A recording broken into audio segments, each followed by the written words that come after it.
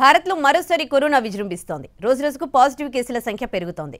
గడిచిన 24 గంటల్లో 412 కొత్త కేసులు నమోదయ్యాయి. దీంతో యాక్టివ్ కేసుల సంఖ్య 4170కి చేరింది. దేశవ్యాప్తంగా అత్యధికంగా గోవాలో కరోనా పాజిటివ్ కేసులు నమోదవుతున్నాయి. ఒక్క రోజులోనే 34 కేసులు రికార్డయ్యాయి. మహారాష్ట్రలో 9, కర్ణాటకలో 8, కేరళలో 6, తమిళనాడులో 4, తెలంగాణలో 2 పాజిటివ్ కేసులు నమోదయ్యాయి.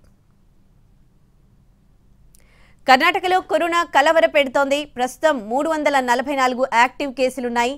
వీరిలో 34 మందికి JN1 వేరియంట్ సోకిందని వైద్య ఆరోగ్య శాఖ ప్రకటించింది.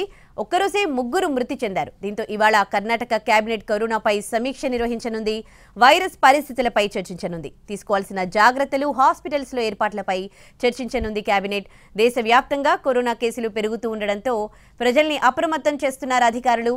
తప్పనిసరిగా మాస్క్ పెట్టుకోవాలని సూచిస్తున్నారు. సోషల్ డిస్టెన్స్, శానిటైజర్ వినియోగించాలని హెచ్చరిస్తున్నారు.